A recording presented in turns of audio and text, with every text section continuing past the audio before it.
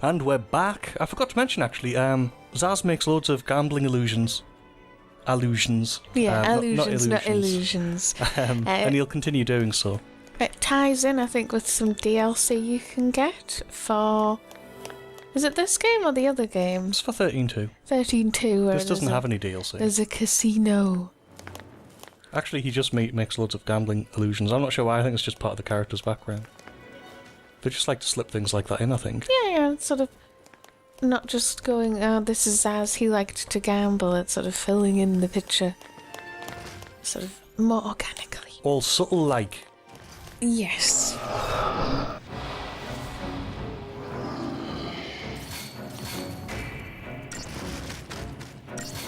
Also, I quite liked in the last cutscene how Lightning was having none of that and being all cool. I think she's quite cool. I like the way we're nails now. Yeah. We feel quite strong. That lasts quite a while, actually.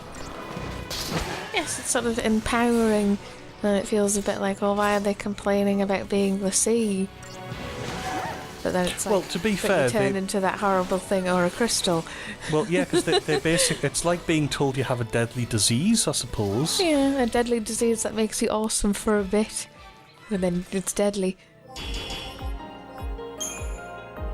Well, it's yes, you get the power of the sea, but you're also a slave, and you're doomed to die or become crystal. And the difference between dying and becoming crystal is actually quite slim. Yeah, it's not much of a reward either way. We've got some teeth tears, so those are the components, like the jagged bits before. Because occasionally people sort of go, oh, well, aren't they a bit whingy? And I'm like thinking, well, Hope's just lost his mother and then has found out he has the in-game equivalent of cancer. Because it's like when I was saying he was like Shinji, it's like, yes, suitable time to whinge, but the way he does it is very Shinji-like. He did not flex his hand and say mustn't run away. He hasn't gotten on a single train or listened to music. He was on a train. Oh, no, he was on a train, wasn't he? Yeah. And when his mother fell, she was all like, Shinji, will you be okay now? As she slowly floated away into space. No, that didn't happen. No, it did. So for people who haven't seen Neon Genesis Evangelion, that's they might not get any that's of all that, awesome. Yeah. So we just fight everything now, because you actually get something for it, so you might as well. Get CP to level up and you get items. And yes, as far as I remember, even in general battle, the items you get is dependent on your rating, but it's more important for things like sort of the set missions, where you get better rewards, and certain monsters that'll give you much better drops. Did I just die? Oh dear. To be fair... I'll show you what happens when you die. Yes, we can see the you've died screen. To be fair, those monsters are actually quite dangerous, I remember them. Actually, it's more that I'm not levelling up, and obviously, you know, I'm talking and playing at the same time, which is always a bad idea. Luckily, the game doesn't punish you much for dying, it just puts you back a little bit, and then you can refight the same battle. It's sort of quite modern in that respect, like with it giving you health, because what's wrong with it giving you health from battle to battle? But yes, those monsters actually are quite dangerous because they gang up on you and they're quite speedy, I think is the main problem. Such a weird levelling tree, this guy. Yeah, the levelling up is interesting in and of itself because they all level at different rates. Some of them require more CP than others. It isn't just the same for every character. And some of them only have the one role. Does someone only have one? Zaz. Really? It's odd as well, because he's one of the more, He becomes one of the better characters, yeah. Well, no, it's not that he becomes a better character. I'm talking specifically about that he's very, very versatile. So it seems odd that he starts with only literally one role. I was going to say, you could also look at the equipment, yeah. Yeah. Yeah. Yeah. Yeah, I could go for defensive.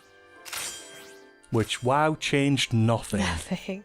Do any of the other people still have equipment left on them? Quite possibly, yeah. So you can remove equipment as well, which is quite useful.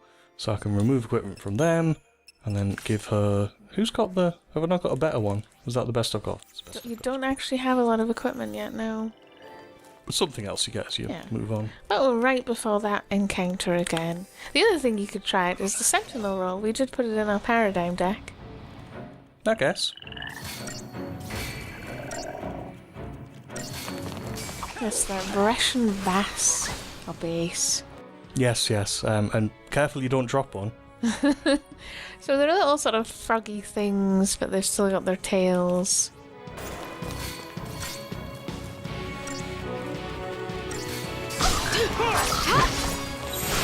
So yes, after you've taken out one, I'm not going to bother with Sentinel because obviously there's not much point to it. Okay. But we can heal at the same time as we're attacking, but obviously you have less output for staggering them, which is why they're not being staggered, and makes it take a little bit longer.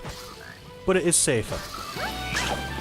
When you get sort of your more long-term battle roles where you get to buff your own characters, battling becomes a bit more interesting because you don't have to have someone sitting in medic because he can buff you and then have everyone attacking.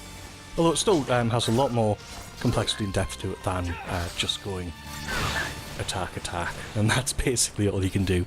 Because really your only choice is do you attack or do you use a potion. Yeah. This instantly gives you a lot more versatility. Because the auto battle system sort of does look simple on the face of it, but you can pick sort of between these different roles, which is sort of the interesting bit, I guess.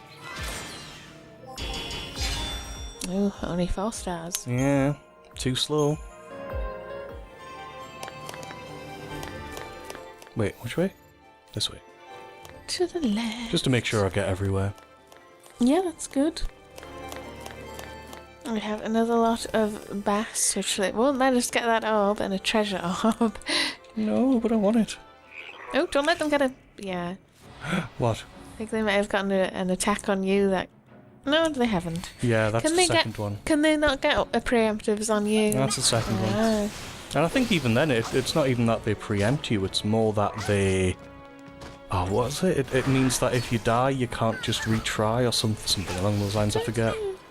Might be confusing it with the Ni no Kuni system, because one of the other RPGs we're playing is Ni no Kuni, which is very similar. It has sort of a 3-party system, the different types of attack types, it has sort of rolls that you do, but it's also a bit Pokemon-y. But in it, they can preempt you and you can't attack them for a minute. For a minute? Something like that, and you just have to try and run around and not get hit by them, but you can't do anything. Oh, and the first paradigm shift is always takes longer than the others. Not sure why. We've just got one left. It's a lot easier when there's just one. And then everyone can just gang up on it, stagger it. There we go. Wonderful. Oh, we did much better that time. We got some strange fluid. And we can finally see what's inside orb number 2. It is a silver bangle, which is much better than an iron bangle, yeah. Much better, is it? Oh, it's a little bit better. It doubles the HP output. I also think there's another one of those pretty explosion crystals down there. To the right of that orb. It looked like it was. Problem is, it gives you quite fixed angles that you can look at. It's actually down on the ground. Yeah, I can sort of see orangey bits underneath you. There's one. I think we go down there. Lots of it looks very pretty. Some of the names of some of the components that it gives you are such rubbish. Strange fluid. Yeah. Ah, yes, we've got these lovely explosions that are yellow and fiery and orangey. Oh, and here we have an overhang. Oh, that's pretty. It's sort of like a wave. Weird, isn't it? Yeah. All the messed up ways to meet. I might as well make introductions. I'm annoying. I'm Snow Villiers. Short stuff?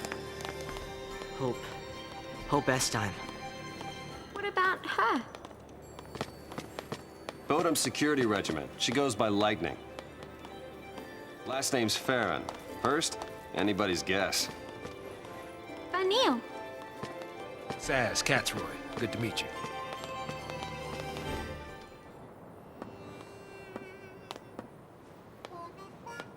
Ah, it's not right.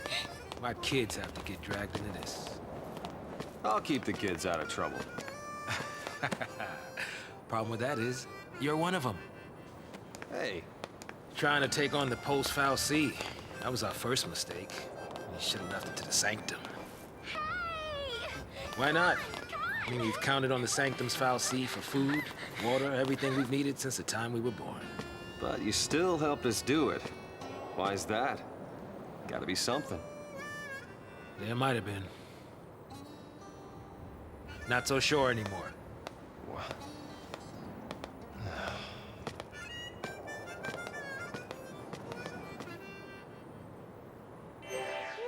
There's another little interlude. Because we have all our characters introduced. Mm. And it did walk us along a bit so we didn't get to look around. But I asked, so we had Lightning, but Lightning isn't our real name. Though we know her real name. Susan. No, it isn't. No, it's not Susan. It's Susie. No, it's not It that isn't either. that either.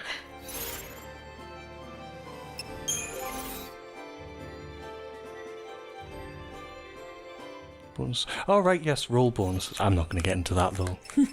It's a bit... Don't really need to know about that yet. Yeah. I feel like it tells you what these do. So, bolster attack a rune ahead of attack you, and target's chain gorge is empty. I forget why that's useful, but it is useful. Anywho, we can just get on with it, I suppose. But we can get on with it next time. See you then. Bye-bye. Bye-bye.